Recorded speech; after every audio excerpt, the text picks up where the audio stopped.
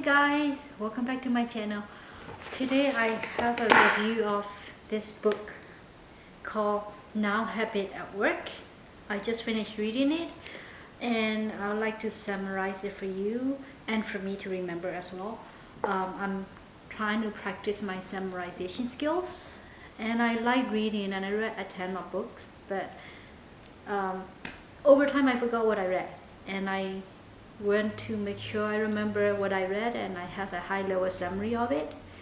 And if you guys are interested in what I read and what I learned from reading this book, keep on watching. So the book title is called The Now Habit at Work. Perform optimally, maintain focus, and ignite motivations in yourself and others, by Neil Fiore, PhD. So it's a short book. It only has 5 CDs. I read the audiobook because I don't have time to read the actual physical books at night anymore. So I read this audiobook in the car on my way to work.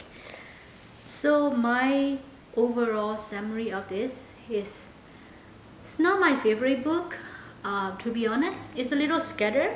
It has a lot of little quick tips everywhere.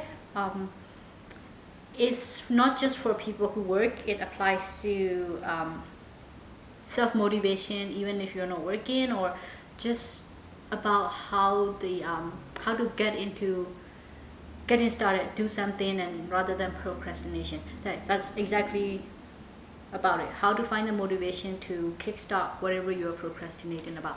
So I took some notes. A few things I like that I remember from the book is, number 1, do it now. No, that's the whole book is about, right? Do it now. Don't put it on your to-do list, and just start. So rather than thinking about deadlines, which usually put people into procrastination mode, think of the deadline as start line. When can I start? When do I have 5 or 10 minutes to just start this task, rather than dreading about deadlines? So his whole point is, you will never be done with one task. Especially for a perfectionist like me, or some of you, we can never get anything 100% complete. So it's about getting 90 or 80% of it done.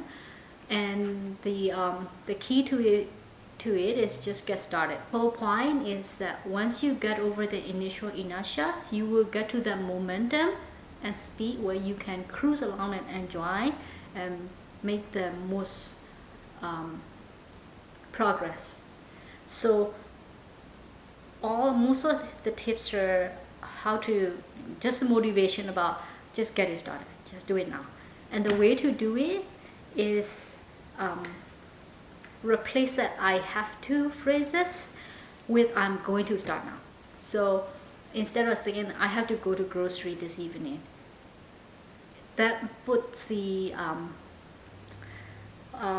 anxiety in yourself, and that makes people procrastinate because it triggers the rebellious mood in yourself. So rather than saying, oh, I have to do this, I have to take care of my kid, or I have to go to this meeting, just say I'm gonna do it now. I'm just gonna go pick her up, or I'm just gonna sweep the house and clean it. I'm gonna just do the dishes now.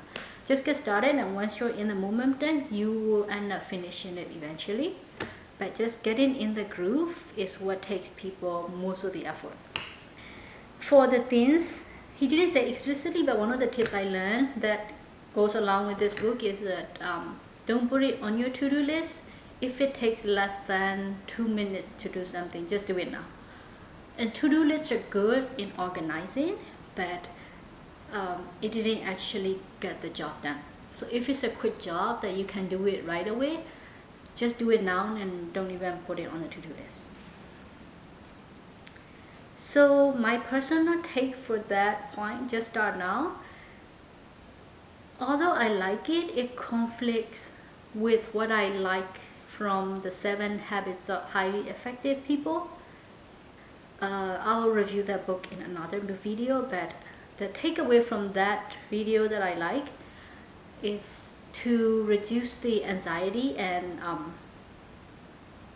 to get things off your head, you should put it down somewhere. Park it somewhere in your calendar. Like I will do it if I'm dreading about this job. Find a time on your calendar just to get it off your head, or on your to-do list, on a paper, whatever you track your tests.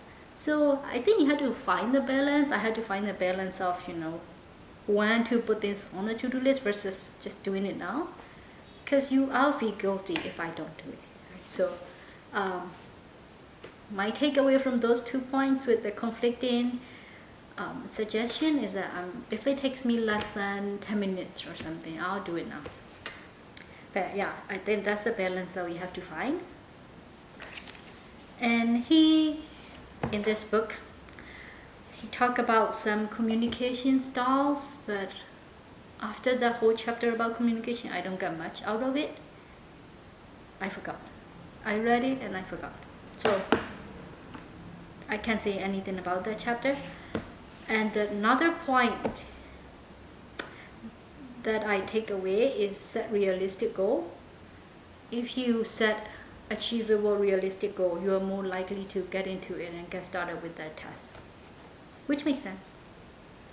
And a very good point that I really like from this book is get unstuck. And that resonates with me because I like learning new things, but that means I get stuck a lot. Not just at work. Like, for example, I'm learning to make a YouTube video and I get stuck a lot. And whenever you get stuck about something, what you have to do is try to see what you can do to get out of stuck mode. So find out, do I need to talk to someone? Do I ask someone to get some help? Or do I delegate that task to somebody else? Somebody who can do this better than I do?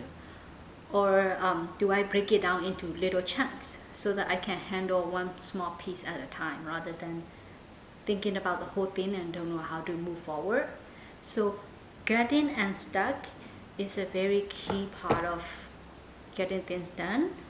And if you are unstuck, you will likely make more progress. So, and it'll be easier to get started with the task in front of your hand. So get unstuck. That's my biggest takeaway. And another takeaway is replacing the mindset of overwhelm to overview. So whenever you are overwhelmed about a job or a task, get yourself out of this overwhelmed mood by looking at the overview of the whole thing. So if I have a problem at hand and I don't know how to solve it and I am overwhelmed by it, I have to get myself out of that detail and go up and look at the overview. What are the essential things about this task that I don't understand? Or what are the most important things I need to get done about this big task? And if you can see the overview of that problem, you can find the pieces how to get yourself unstuck or where to tackle that issue first. So that will make you less overwhelmed and less stressed out about the job, and that will get you into the groove of getting things done and getting that job started. So I wrote these videos. Thank you so much for watching. See you next time. Bye.